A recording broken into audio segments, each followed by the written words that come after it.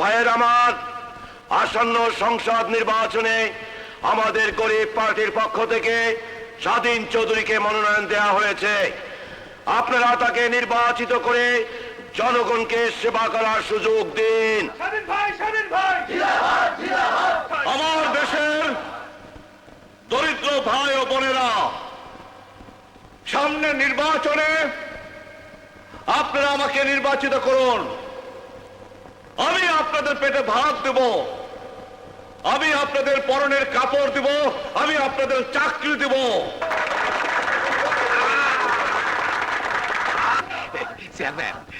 স্বাধীনের জনপ্রিয়তা তো দেখি দিন দিন বেড়েই চলছে। স্বাধীন ভাইকে দিলে ভোট, গরিব পার্টিতে দিলে ভোট, চেয়ার মার্কায় দিলে ভোট। এমপি হতে দেন, তারপর পুরো এলাকাটা আপনাদের হাতে তুলে দেব।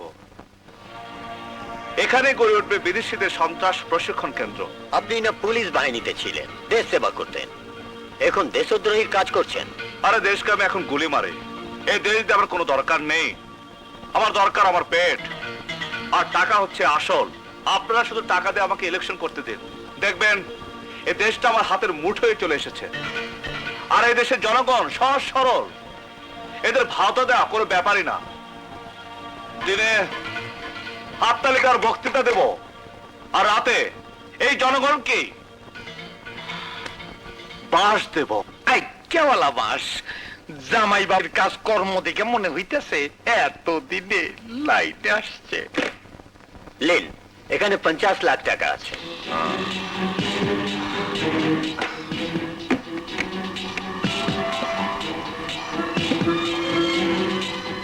এখানে 25 লক্ষ আছে। Thank you. অভাবের কারণে স্বাধীন একদিন চাকরি চেয়েছিল, এখন সেই স্বাধীন আমাদের ইলেকশনের অভাব মেটাবে। Go ahead. চলো সদাগর, নাজাদ খান অসুস্থ, ওকে একটু দেখে আসি। চলো চলো চলো। Good luck my sir. Thank you. আদাব আদাব। আসসালামু আলাইকুম। বাই।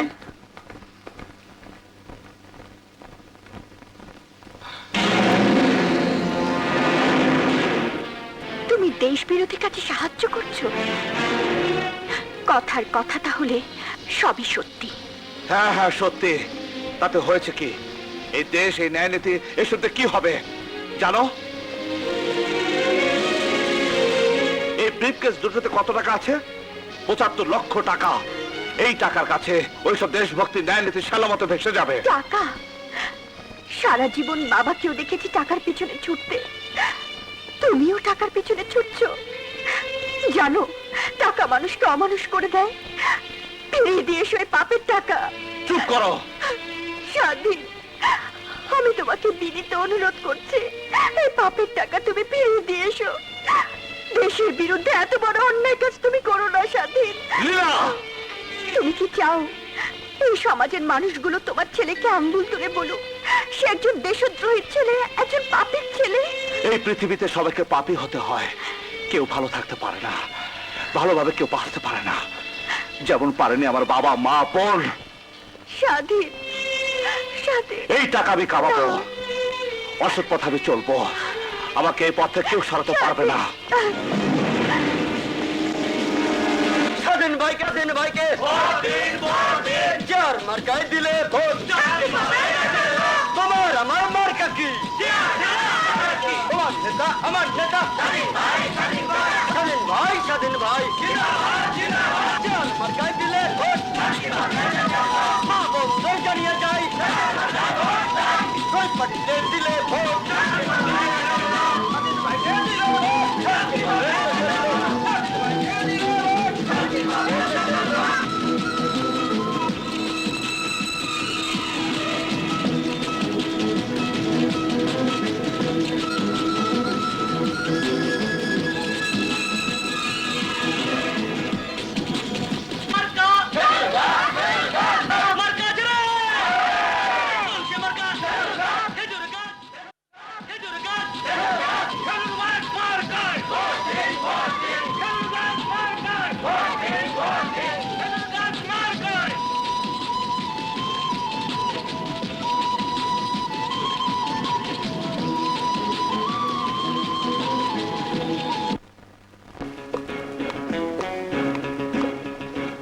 নাম কি?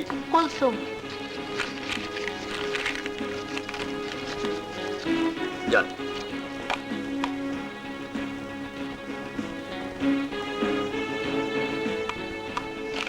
নাম?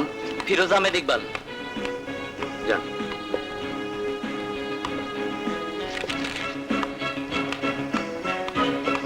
চেয়ার। চেয়ার। চেয়ার। খেজুর গাছ। খেজুর গাছ। চেয়ার। চেয়ার। এইমাত্র খবর পাওয়া গেল কক্সবাজার হিমছড়ি আসনে স্বাধীন চৌধুরী ৮০,০০০ ভোটে এগিয়ে আছেন। নির্বাচন কমিশন সূত্রে এইমাত্র জানা গেল কক্সবাজার হিমছড়ি আসনে ক্ষমতাসীন জনতা পার্টির জনাব শফি আহমেদকে ১,৫,০০০ ভোটের ব্যবধানে হারিয়ে দিয়ে গরিব পার্টি স্বাধীন চৌধুরী বেসরকারিভাবে নির্বাচিত হয়েছেন। আরো খবরে প্রকাশ, স্বাধীন চৌধুরী নেতৃত্বাধীন গরিব পার্টি এবারে নির্বাচনে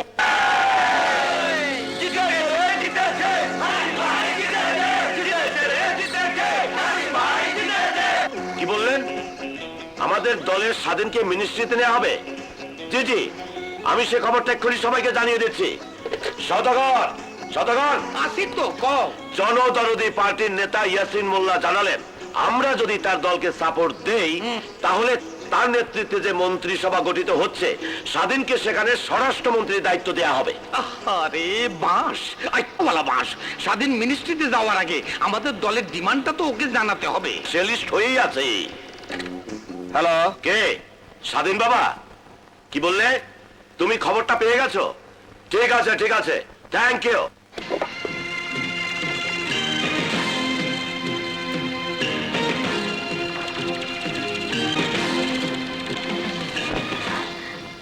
তুমি কোথায় যাচ্ছ? তোমাকে তো বলেছি নতুন মন্ত্রিসভা গঠন করা হচ্ছে, সেখানে আমাকে স্বরাষ্ট্রমন্ত্রী করা হয়েছে। এখন আমি পার্টি অফিসে যাচ্ছি। পার্টি অফিসের নেতাদের সাথে দেখা করে আমি যাব শপথ নিতে। কনগ্রাচুলেশন স্বাধীন, কনগ্রাচুলেশন। তোমার মতো লোকের হাতে যদি এদেশের স্বরাষ্ট্র মন্ত্রণালয় যায় তবে দেশে কি পরিণাম হবে তুমি ভাবতে পারছো স্বাধীন? এটা তুমি বুঝতে পারছো না, কিন্তু এদেশে মূর্খ জনগণ কোনোদিন বুঝতে পারবে না। যাও বাইরে গিয়ে তাকিয়ে দেখে এসো, হাজার হাজার জনতা চারিদিকে স্লোগানে মুখরিত করে রেখেছে, স্বাধীন জিন্দাবাদ, স্বাধীন জিন্দাবাদ।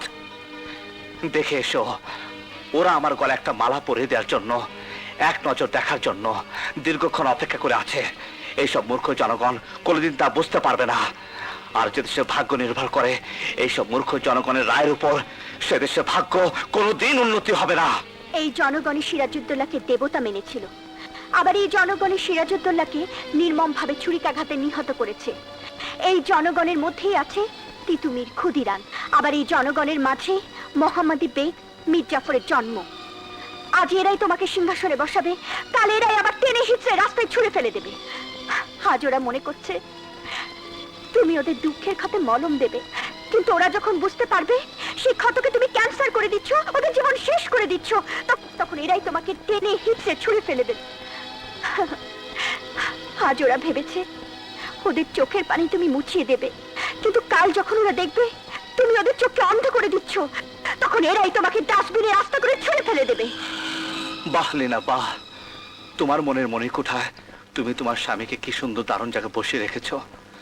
কত সম্মান তোমার স্বামীর জন্য তোমার হৃদয়ে। বাহ, সত্যি লীনা, আমি কত সৌভাগ্যবান যে তোমার মতো স্ত্রী আমি পেয়েছি। আর আমি কত দুর্ভাগা যে তোমার মতো স্বামী আমি পেয়েছি। তোমার বুকের মধ্যে ও মনের মধ্যে যত কথা আছে লীলা, তুমি তা সুন্দরভাবে বলতে পারো, কিন্তু আমার মনের কথা আমি তোমাকে বলতে পারি না। এই বুকে যে কি প্রচন্ড দুঃসহ যন্ত্রণার আগুন তিল তিল করে আমাকে জ্বালিয়ে পুড়িয়ে ছাড়খাড় করে দিচ্ছে, সে আমি তোমাকে বোঝাতে পারিনি, আমি বলতেও পারিনি। আমি পাপ করছি না পুণ্য করছি সেটা আমি এখন তোমাকে বোঝাতে পারবো না। সময় তোমাকে সব বুঝিয়ে দিবে। না না, আমি তোমাকে যেতে দেব না। আজ আমাকে কেউ আটকে রাখতে পারবে না। আমি তোমাকে আটকিয়ে রাখবো। সরে যাও লীলা, আজ আমার জীবনের এক নতুন দিন, যে দিনের জন্য আমি দীর্ঘদিন মাস বছর অপেক্ষা করছি।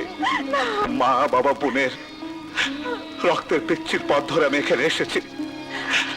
যেদিনকে আমি স্বপ্ন দেখেছি সেই স্বপ্ন পূরণের কাছাকাছি এসে সেই স্বপ্নকে আমি ভেঙে ফেলতে পারবো না। আমাকে যেতে দাও। না, আমি তোমাকে যেতে দেব না। লীলা, তুমি আমার ভদ্রতার চরম পরীক্ষা দিচ্ছ। আমারও সূর্যের ভাব ভেঙে যাচ্ছে। আমার স্বামী দেশের ক্ষমতায় গিয়ে দেশকে ছিন্ন ভিন্ন করে দেবে, আমি কিছুতেই হতে দেব না। না। আজ আমি কোনো বাধাই মানবো না। সরে যাও লীলা, সরে যাও। আমার শেষ কাজ আমাকে করতে দাও। সরে যাও লীলা।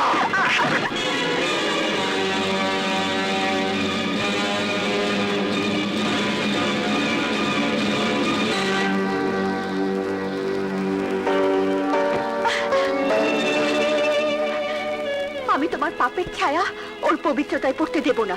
তুমি মা হলেও এটা ভুলে যেও না আমি ওর বাবা। হ্যাঁ জানি, আর এই সম্পর্কের জন্য এই চার দেয়ালের মধ্যে আমি আমার বিবেককে আবদ্ধ রেখেছি, যন্ত্রণায় গুমড়ে মরেছি।